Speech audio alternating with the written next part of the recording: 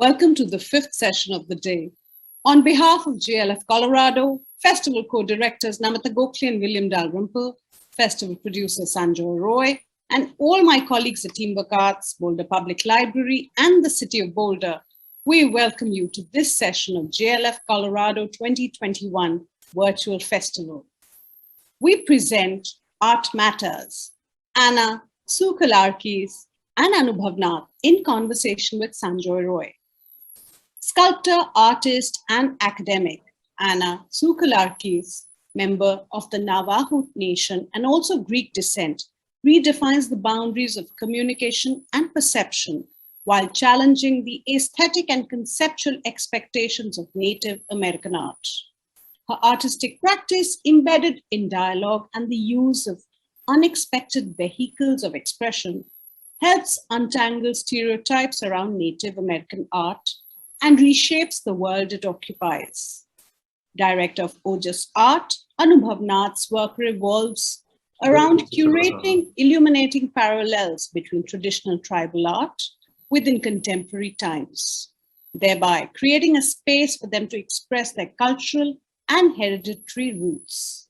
In conversation today with Sanjoy Roy, they discuss the crucial ways in which their work and artistic practice acts as a reservoir and representation of complex histories and identities.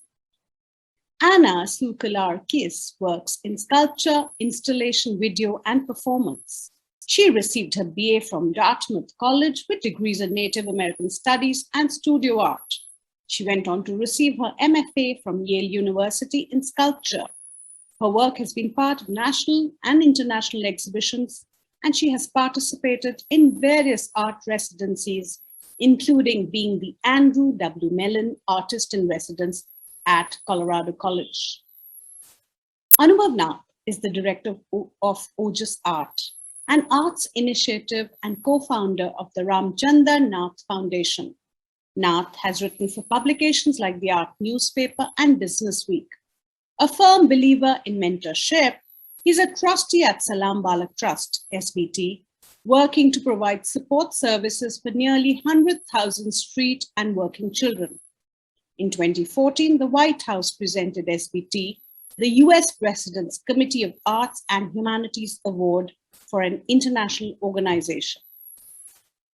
Sanjoy Roy, an entrepreneur of the arts, is the managing director of Teamwork Arts, which produces over 33 highly acclaimed performing arts, visual arts, and literary festivals in 40 cities across the world, including the iconic annual Jaipur Literature Festival, international editions of JLF, and the launch during lockdown digital series, JLF Brave New World. He's a founder trustee of Salam Balak Trust, providing support services for street and working children in Delhi. Roy works closely with various industry bodies and the government on policy issues in the cultural sector in India, and has lectured and collaborated with leading international universities. He's the co-chair of the FICCI Creative Industries Committee.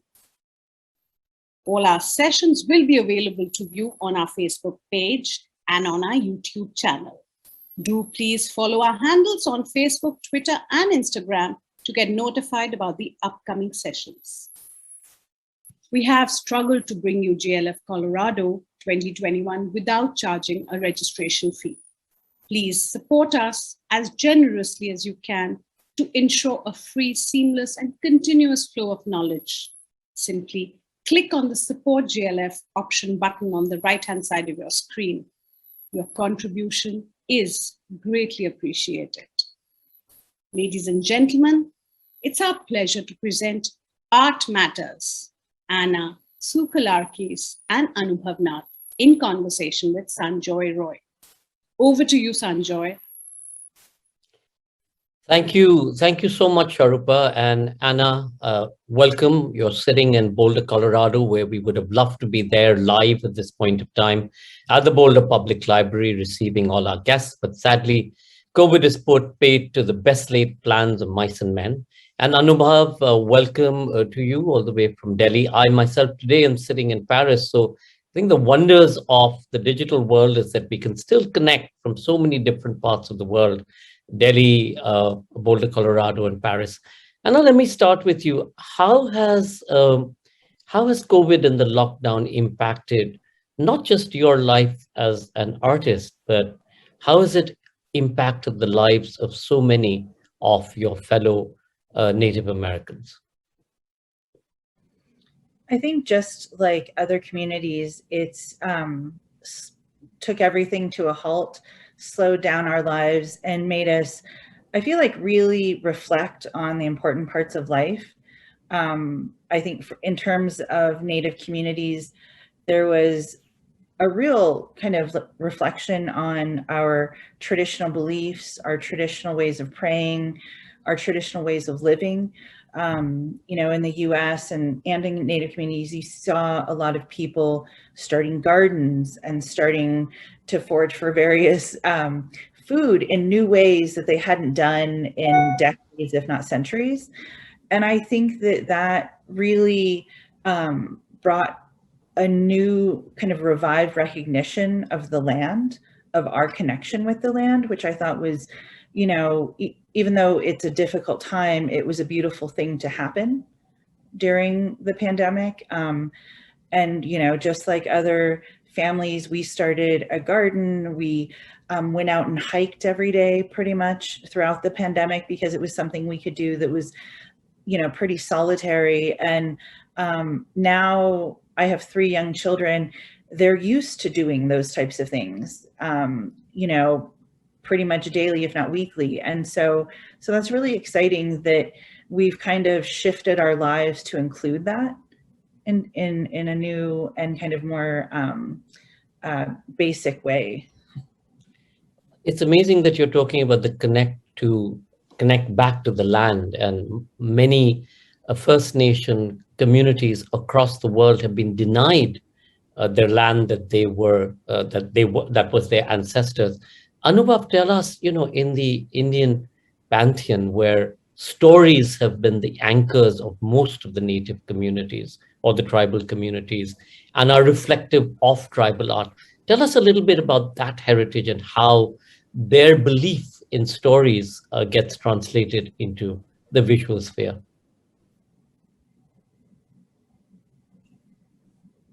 So in India, since COVID hit us pretty much more than 18 months now, initially there was a lot of mayhem, and we really did not know what to expect. And then we had some really severe waves of the disease come in, which devastated our social systems, our medical systems, and all of that. But you know, what I find very interesting with my interactions with the indigenous artist communities is that they spoke about this whole thing in a very learned way, where they said that it was like the equilibrium of nature.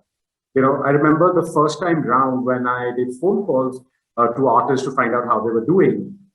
Their first thing was like, you know, the art always talks about nature, Mother Nature. Mother Nature is worshipped per se, and also the art revolves around nature and its bounty. And all of them were like, you know, it's unfortunate this is happening, but we are not surprised because man has just been devastating nature in such a bad way that we've just been so negligent that something like this was bound to happen, and everyone's going to be closer to the earth now. So there was a certain wisdom that was an ancient wisdom that they were speaking of. Anna, you know, Anubhav talks about ancient traditional wisdom, and whether it's the Navajo community that you are party to, I was fascinated to read about how humor is such a strong part of their tradition. Tell us a little bit about that. Well, I think not just among the Navajo, but in a lot of Native communities here, you know, in the States, we've had to endure horrific experiences, both, you know, natural, like something like a pandemic, but also man-made, with colonialism, as I'm sure you have some experience with. And so that's been a big part of how do we get through these experiences that can just tear people down and tear communities down. And I think it's through the use of humor. that we've been able to kind of make it through those rough experiences. And having, you know, just joking around, but also finding humor within our stories. Like Anubhav is talking about, you know, traditional stories that have kind of lived on throughout, you know, centuries, you know, within different indigenous peoples. And you find, you know, funny stories about, you know, the way that animals, you know, ended up the way they look because they have one tail, or they might have spots or something like that. And you find humor in those things. But also, you know, I think as that translates to more contemporary culture, you see the use of memes, you know, passing through communities, and how, you know, those memes and the kind of jokes we come across on the internet are very specific to communities, and how only somebody who grew up there, or, you know, has a true knowledge of it, really understands the humor behind it. And I think those ways to connect with each other through the, you know, disparate kind of rough times is really important. You know, Anubhav, Anna's talking about humor and how that sort of translates within the space that you've been working on, whether it's worldly art or whether it's gone. There's some amazing stories. The story of creation, there's the animistic story. Tell us specifically, can you tell us about the story of creation that you once showed me in your gallery? And also follow that up very quickly with the story of the three women and the wedding. And I'm going to then come to Anna to ask about the traditions within their communities. Right. So each genre of the indigenous arts, like each community has their own specific story of creation. I will talk about the story of creation of the Gondis. That's a tribe which is based in the center of the country, comes from the central region of the country. And they believe that all life form is sacred, and life originated from an egg. And it also follows Darwin's theory of evolution, because there was sea life first, and then there was land life later. So it all starts from there.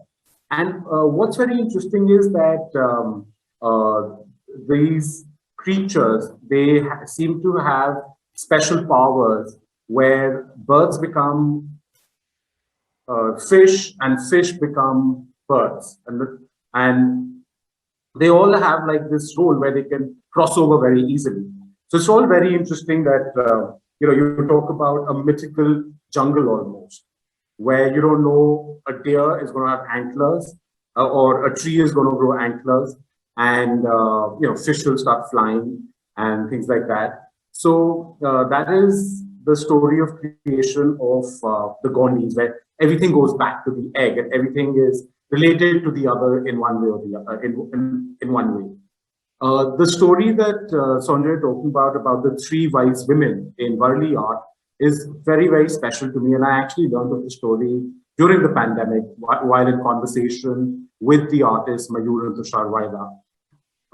So generally speaking, widowhood is is not really, is looked down upon in traditional society in the Indian context. It's it's in some societies it's considered as a curse almost.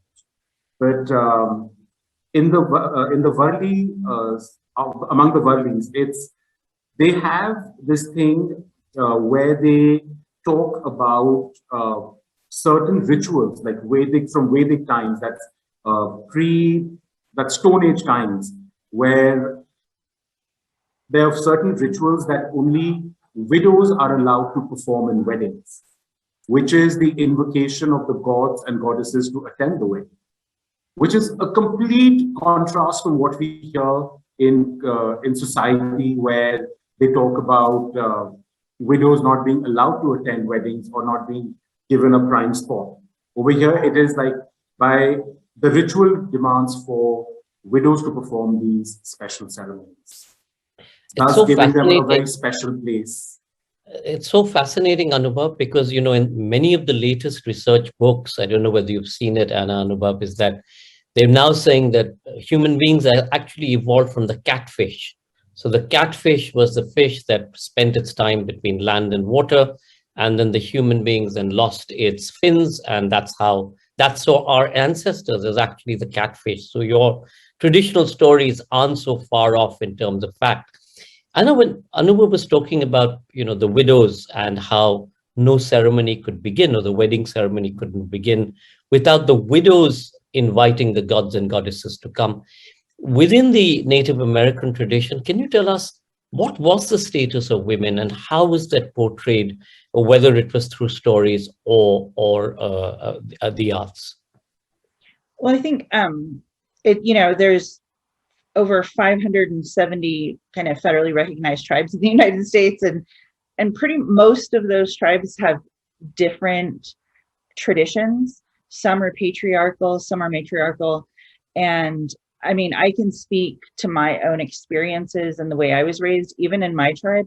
My tribe's it's the largest tribe. We have around 400,000 members now. And our land base is actually really large. It's about the size of West Virginia, which is pretty large, and it spans 3 states in the Southwest United States.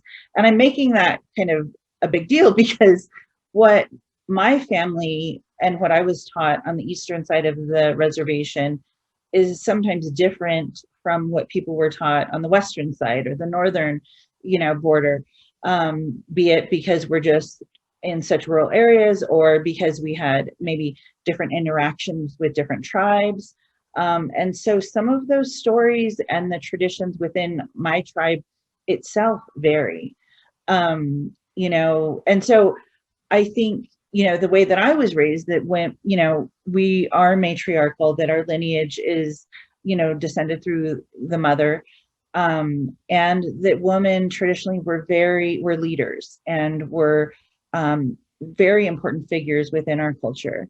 And I, learned that as an early age, but I also learned that as contact happened with white people, they only wanted to do business and kind of interact with the males in the tribe. And that created a real imbalance. And I think that while we recognize that we are matriarchal now and that we, abide by a lot of the, traditions that we have for a long time, politically and governmentally, we still have this imbalance, I think, that we're trying to sort out as a tribe, of making sure that the woman's voice is heard as much as it should be, and as much as it had been historically.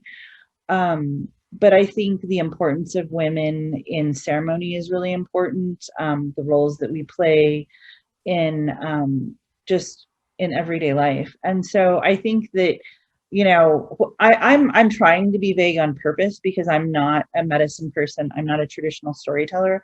I'm an artist and, an academic. And so those types of questions, I think, are better answered by people with that traditional knowledge that has been passed down directly from other, medicine people or storytellers.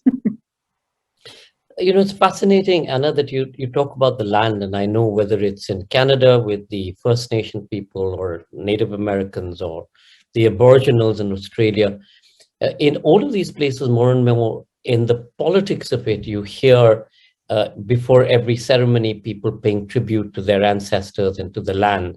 And I remember I once got into a squabble with my colleagues in Canada saying, why do we have to be hypocritical? If we really care for the ancestors and the original owners of the land, either give the land back or pay them the rent. It's quite simple. I mean, you don't have to do very much. So my question to you is that as the politics of First Nation people continue to evolve, how is that being reflected in the art today? Or how are young people being able to represent themselves in this continued fight about their rights over their lives and their land, and not necessarily the land that they have now in a reserve in a very limited way? So because you're bringing up other Indigenous peoples of different continents and different countries, I think it's important to note that the US has a very specific relationship with its Indigenous tribes that it federally recognizes. And so that's where that number of 500, and I think it's 73 or 74 now, comes from. And our relationship is meant to be a nation-to-nation relationship. So it's based in sovereignty, it's based in treaties, it's based in this understanding. Of course, I'm talking about this in the most optimistic way. And so, you know, while that's not always heard, that's why we have all these attorneys and new generations of attorneys in law school that are trying to make sure that we're getting access to those rights, to the land that we had made agreements with. And I think that we have, you know, a younger generation that's getting this renewed sense of understanding and excitement and pride within their identity as Indigenous people, and about their culture and about their connections to land. And you're seeing that reflected through artwork, through activism. And really, I think this whole new kind of area of where activism and art kind of are interchangeable and kind of overlay with each other, where you're not sure where one is the other. And that, I think, is kind of more what you're talking about. And I think that's super exciting. And I think the important part of that is making sure that, you know, we're educating our youth in knowing, okay, what are those treaties, and what did our tribe decide? Because, you know, our ancestors that made these agreements, they weren't, you know, they weren't dumb.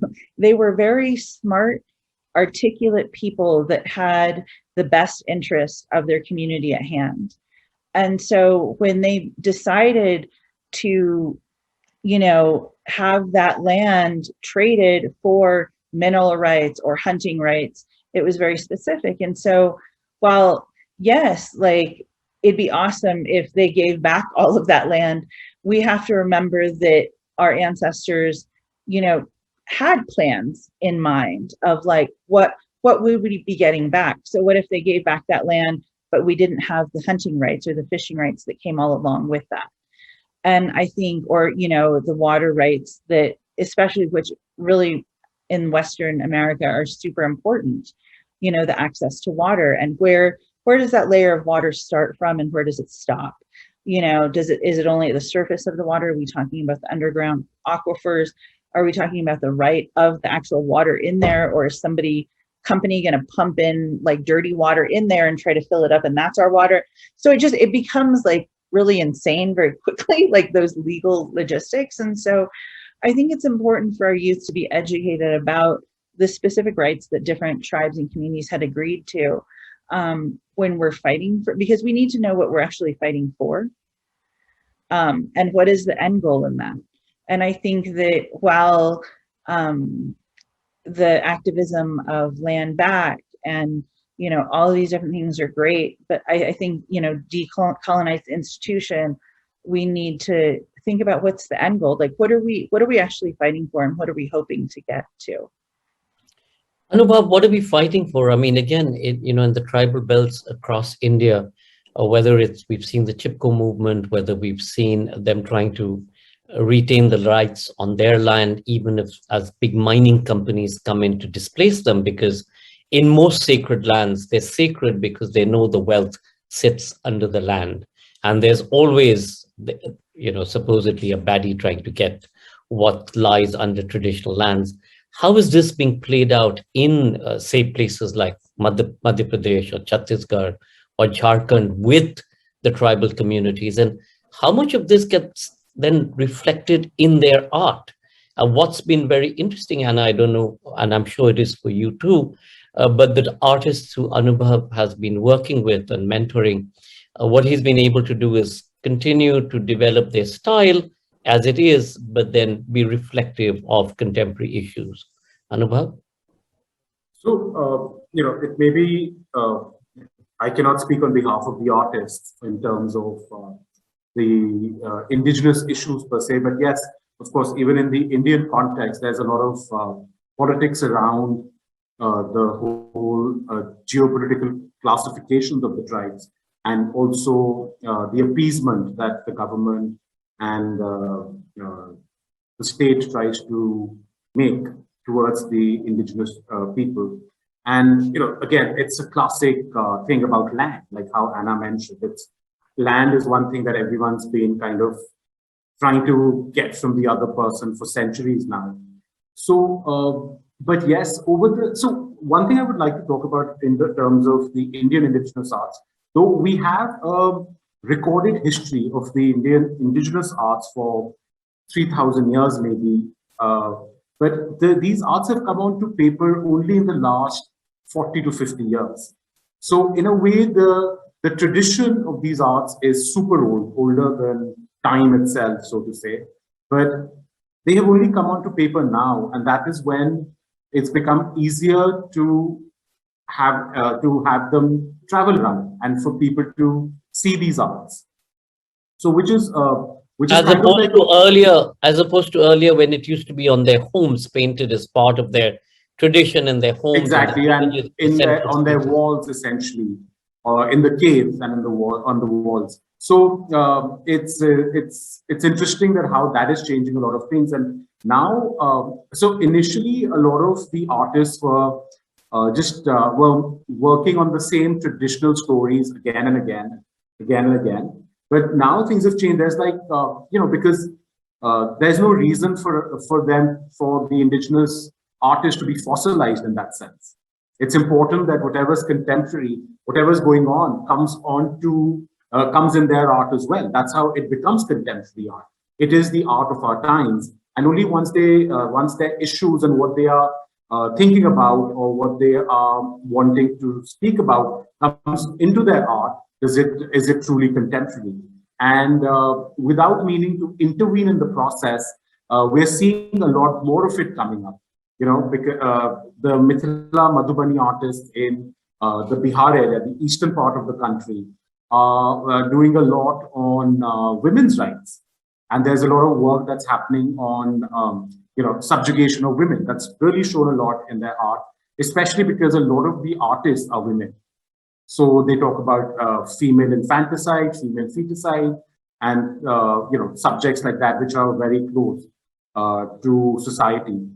And then again, with the Varlis, who are still essentially a farming community, it's like the Varli artists who are very well-established artists like Jivya Soma Mashe, who's no more, but he's considered as the father of the contemporary Varli art movement. He was actually a full-time farmer, and his family continues to farm. It's only when they're not farming that they actually paint or they create artworks, which are part of museum shows, which are part, like, people collect them all over the world. So, so the traditional practices are very important to the indigenous artists, especially those connected with the land and the soil. To give you an example, with Varli art, they prepare the canvas on which they paint. They prepare it with soil and cow dung. It's almost like a good omen. It's like a luck thing that they have to first treat it with cow dung and soil, and only then will they start their work. So that's how deep the connection is. Anna, one has seen, whether it's in India, where Jangar Sham, who was a traditional artist and was in many ways sort of taken to Japan and celebrated, and which is where he also committed suicide. But we've also seen in Australia where traditional art and the Aboriginal art came into its own and created a profile for the Aboriginal people. So where they were till 1987, really discriminated against, they found a new voice. Within the Native American tradition, the racism, of course, is inbuilt across mankind. So I'm not saying it's only in America. But when it comes to traditional or First Nation people, there's always that added racism. Have you seen that through the arts that some of this has been addressed, or is it a continued battle? And how has it been for you, both as an artist, both as a First Nation person, and a person who's written and is also a woman? I think you're on mute, Anna. Which is the last thing we want you to be after a question like that. The answer is yes. Of course, there's, tons of racism still. And I think that there are times where I wonder, is this because I'm Native? Is it because I'm a woman? Is it because I have dark skin?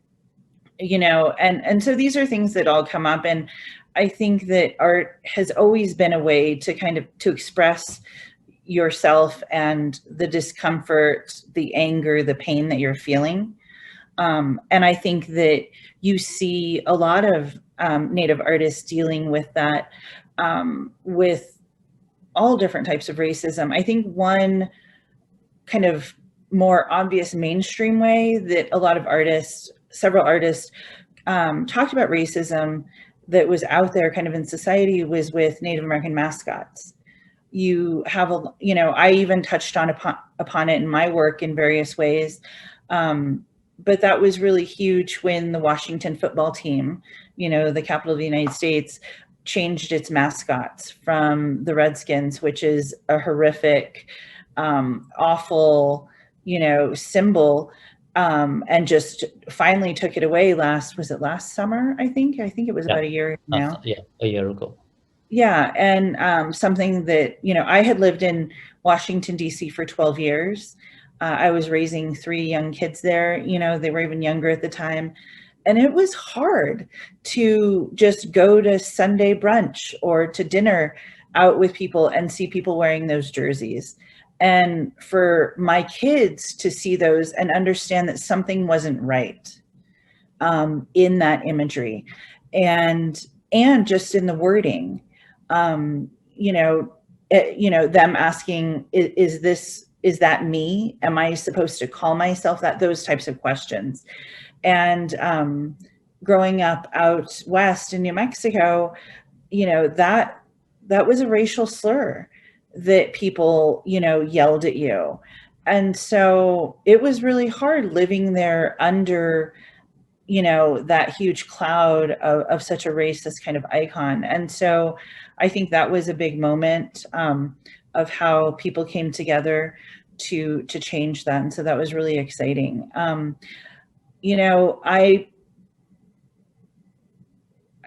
Being an artist out in the world, being a woman who's working within larger institutions, I think there's so much racism and microaggressions that happen on a daily basis.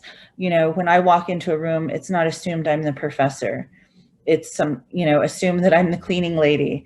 It's assumed that, I'm the nanny of my kids when I'm walking around town. I think Boulder, while Boulder is such a beautiful town in so many ways, it is very, very white. And it has been extremely hard in the year and a half to be here, knowing that there are so many assumptions and judgments placed on me before people even speak to me or are willing to acknowledge my existence, which is really hard. And so it's there on a daily basis. And I think that, I don't know if things are getting better or if issues are just getting talked about more, both, communally and like artistically. And that makes them feel larger. But it's something that's around and that we just, I don't want to say we just have to deal with, but that I feel like is never ending. Identity, Anna, is such a strong issue, and it's not just for the indigenous people, it's across, especially as more and more migration comes through. And in this whole identity politics, it's always the fear of the other. And it's this fear of the other that then leads to hatred. And you see all of what we're seeing, not just in America, but in India or Africa, or Australia, but across the world. Again, how do you see art or your work as a writer playing a role in terms of pushing back this hatred and addressing the issue of identity and migration? Is this question for me? Yeah, it's for you, Anna. I last year I made some billboards that were up in Colorado Springs when I was in the artist in residence there. And I had a studio in the museum at Colorado College during, my time there. And I remember really thinking about how does a museum work in terms of educating people, and basically, you want people to learn something or to absorb very specific things in what you're trying to show, and the way that you're displaying it. And so how do you get people to kind of grasp that, or even have a moment to think about that? And I realized that if I just put pieces of text out there, that maybe that would force people to read it and have a moment with that. And they might hate that they've been forced to think about that, but at least they're dealing with it. And then and some of the sayings were like, I really liked the way, and they were meant to be somewhat optimistic and positive. And I felt like maybe they could almost work as like positive reinforcement. And so one of the sayings was, I really like the way that you respect Native American rights. And so there might be a person that reads that and was like, what? Yeah, I am doing a good job. Or, there's, other people, I mean, there were other signs that I put up on social media as well, to where it would come up as an ad if you were scrolling like on Facebook or Instagram, where it might say something like, and these were just on basic white backgrounds with black text. It might say, thank you for understanding my hair is not here for you to touch. I mean, very basic things, but almost like dealing with these microaggressions and just like thoughts about moments of racism that friends of mine had encountered with different people. And so for me, that way of utilizing billboards and social media as the form of art was new and exciting, and the way that it was able to reach out to different people. So I work in a lot of different disciplines. I'm a trained sculptor. I do video and installation, but the idea of using social media as the art form was really exciting, especially because you're able to see the amount of people you're reaching. And so I saw that this page that I posted and the ads that I was pushing out had about 36,000 impressions.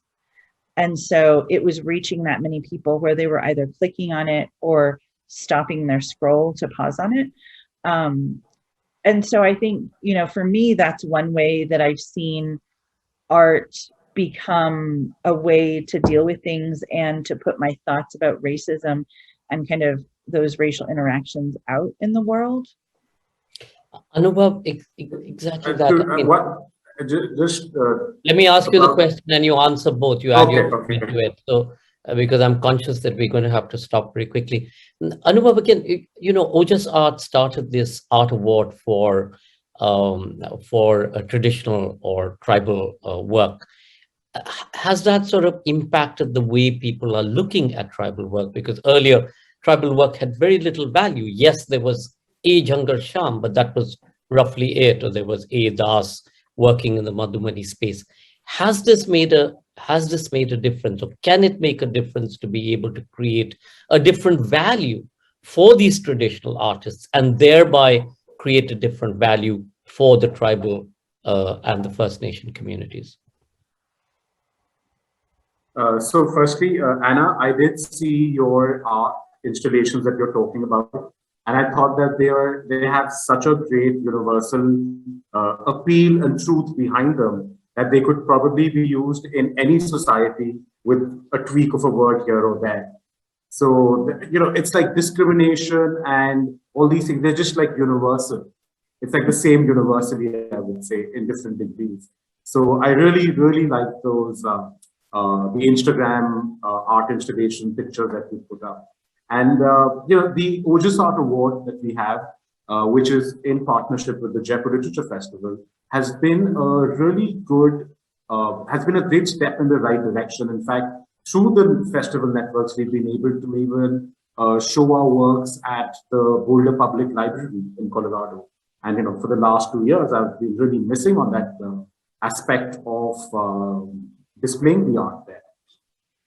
Having said that, it's been a lot of efforts from a lot of different people for the last 30 to 40 years that has really gotten the indigenous arts their recognition in the Indian art space today. And we still have a long way to go, because there's a great disparity between the kind of prices, recognition, and shows that the indigenous artists get versus the urban artists. Not that there's any competition or any race between the two, but still it's good to be kind of like mindful about that. And knowing that, that's the kind of potential that we can get to. So that is one thing. And the other would be that, Sanjoy, we have like a lot of champions for the arts, for the different arts, but definitely the indigenous arts are special, because I really feel that it's the Indian aesthetic, which is really reflected through the indigenous arts. And we have this whole thing of getting a ratification through the West for some of our arts, which is really there for the indigenous arts. I would like to give a small example that happened at the first Ojas Art award ceremony in 2015 in Jaipur. This was for the category of Gond art, and our awardee was Bhaju, who's a master artist and who's already had a solo show in England at the London City Museum, like I want to say in the 2000s at some point. And he's a celebrated artist. He's shown all over the world. And as the ceremony starts for the award at the Jaipur Literature Festival in Jaipur, it's like a lot of people in the crowd. I want to say like 2,000-3,000 people sitting there. And Bhaju, who's used to seeing, working through crowds and like talking to people and everything, he was intimidated by the crowd, and he was just like, "What do I go ahead like to get the award?" I literally had to like push him to go receive the award from Ashok Vajpayee, and who's a very well-known professor and scholar. And interesting. So when we got off the stage, Bhaju's comment to me was that I have been felicitated all over the world, but what I've felt today in India is very special, and I've never felt like this before. And to me, when he said that was our first award, and I knew that we were doing something right and we were in the right direction. And later on, like in 2018, Bhaju got the Padma Shri Award, which is like the third highest civilian award, national award for civilians. And he got recognized for his art by the President of India, which was like a really big deal, making him the first Gond artist to get this recognition. I'm going to have to end the session, but I'm going to ask Anna a closing question. Anna, there's so many challenges out there, and First Nation people are only one of many challenges that one sees across the world. On top of that, artists themselves have been challenged by COVID, and that's a whole different area in terms of their financial access to finances, access to work, etc. And yet we are seeing more and more it's so vital for the arts to be able to succeed, for young people, for not so young people, to be able to tell their story, and the power in telling a story. In your experience, both again as a writer, as an installation artist, as somebody working within the community, how do you see this playing out? And would you like to just crystal gaze not into the distant future, but into the immediate future? And do you see a time that the arts in this way will be able to play that vital role of inclusion, of equity, and empathy? I think they always have, but it's not always something that is highlighted or emphasized within mainstream culture. I think that, we have to make art as humans, no matter what type of people we are. Every community has always made a form of art, of documenting our existence, our experience, our just our thoughts and our dreams and our hopes, everything, the perils of what we've gone through. And so I think it's always going to be there, and it's always been there, but I think the question becomes of how are we going to be able to bring those things to the forefront so we can all understand them better and appreciate them more? And that becomes part of the larger conversation. And I think that it slowly is. And as much as we hate social media in so many ways, it's played a really big part of helping smaller kind of minority communities have a larger voice. I think we've seen that through activism of politics, specifically within Native communities. You saw that with the whole Standing Rock movement of the pipeline. And so I think, you know, there are younger generations that are becoming much more nimble with technology, but also with, you know, art graphics and with making videos. And I think that as we see the expansion of art to include more digital arts and things like that, I think we're going to see those things come to the forefront more and become more everyday and not so restricted to our own specific, like, anthropological museum, right? And so, I mean, I'm hopeful, I'm optimistic. That's why I'm an educator, you know, because I do hope that things will change and that things are going to get better. And I do think that artistic voice is going to come to the forefront more. Things will get better, things will change. As Anna said, you know, the democratization of the communication space, which has finally ultimately now become social media, where anybody and everybody can post. Yes, we've all seen the hatred there, but I think more and more we're seeing, especially in places like Instagram, etc., the celebration of the individual and the celebration of creativity. You may hate TikTok, but some of the stuff that you see, love it or hate it, is an expression of identity of an individual. Anna, Anubhav Nath, thank you so much. We could have continued this conversation, and I hope we can continue this in Boulder, Colorado, in person in 2022. Sharupa, back to you. Thank you. Thank you, Anna. Thank you, Anubhav and Sanjoy, for sharing your insights into the fascinating, complex world of art, artists, and their origin. As you said, the conversation has just begun. Thank you all for watching and being a great audience. We encourage you to buy the books of our speakers that are available at the Boulder Bookstore. If you like the session, do consider supporting us through the Support JLF option button on the right hand of your screen. Your support is greatly appreciated. We thank all our official partners. We hope you all enjoyed these conversations and will tune back in for our next session, The Multitude That We Are, Readings and Conversation. Usha Kela, Manuel Munoz, Susie Q. Smith in conversation with Aruni Kashyap. This will be at 4 p.m. Mountain Time.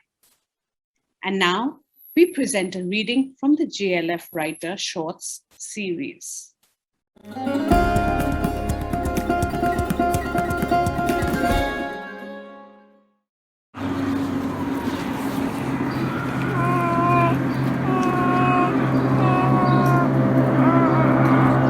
Archive is shelter.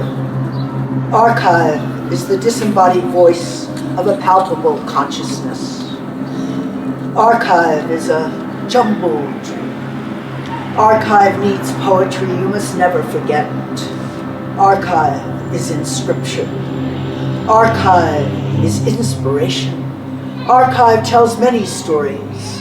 I am archive, and a mere inscripted postcard is archive. Cuando regresamos a tu habla e iniciamos nuestro propio país, toma esto como directriz.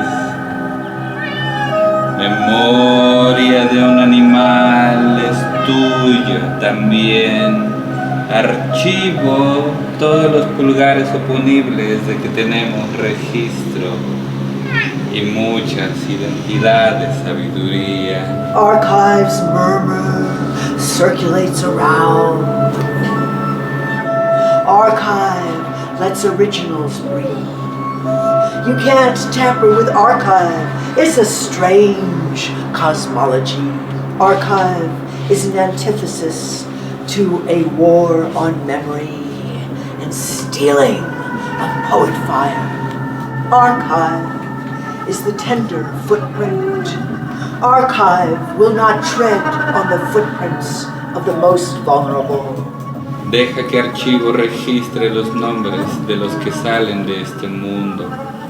Albatros de Tristán, todo desaparecido, todo suicidio. Archivo, escucha en los márgenes. Archivo es una topología privilegiada. Archive exists as a map of the future beyond the exigencies of electronic media, which has transformed the relative reality of Homo sapiens sapiens. Si eres bueno para esto, memoriza por favor. ¿Eres bueno para esto? Memoriza archivo. Archivo podría ser seguro ante el conflicto combinado. Gain intellectual control of the collection. Considera la expectativa de vida de la cinta. Water pipes run through storage space. Materiales están alojados 100 años en una llanura de aluvión con oscilación medioambiental. Nada de control climático. Security, multiple keys to storage exist, thus space is not secured. Walls that leave space at ceiling height can be easily breached. Colecciones digitales en CD que están expuestos debido a fallo del disco y obsolescencia.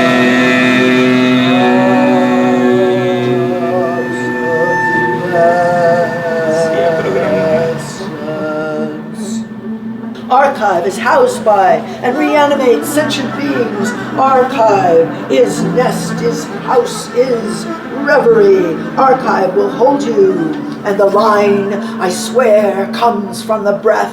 Archivos alborada, como alba, esta Gilead es seducción, es nemocine, archivo está moribundo.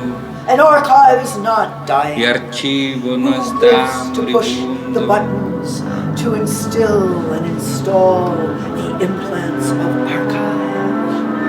A Un far agente lejano, a forest, un bosque, a mountain to una climb, montaña para an armor escalar, un sunset, ocaso a naranja, cloth for the body. una tela para el cuerpo, cuerdas sólidas para rodear y transportar, dinamita con una app para contener tierra, una app para leer las constelaciones en el cielo. Moon a fingernail above you is a modest proposal, and sometimes a wildebeest on the tundra remembers a former life, and an albatross crossed your shadow at sea one day. Tristan, whose name means sadness, quested the grail and drank a love potion. This is the sublimated test Es la prueba sublimada of future de futura identity, identidad,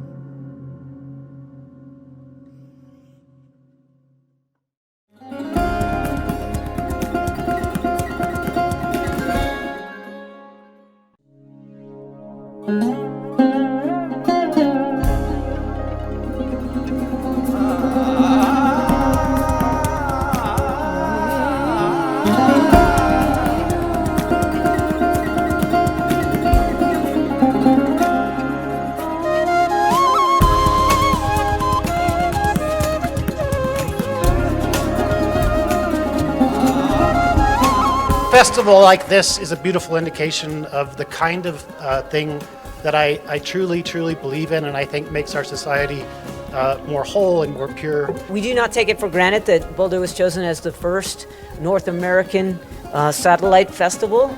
It's a huge honor we will not forget, and we are enriched because of it. We are indebted to both the local and international people that came together to make that happen, and we hope it's a tradition that continues for decades to come. Literary festivals like this one build up an environment and an ecosystem to nurture readers and to promote the business of books. They provide an invaluable forum for writers to connect with other creative people. We sit there peering into those electronic grids in front of our eyes, and it only increases the desire to see the real thing in the flesh. To actually hear an author speak firsthand, to read from their work, to hear the tones of their voice modulate as they read their most treasured passages of prose. For us, it's special. This was our mothership, and it continues to be. The other editions that we have across the United States are smaller versions, different programming, but smaller versions.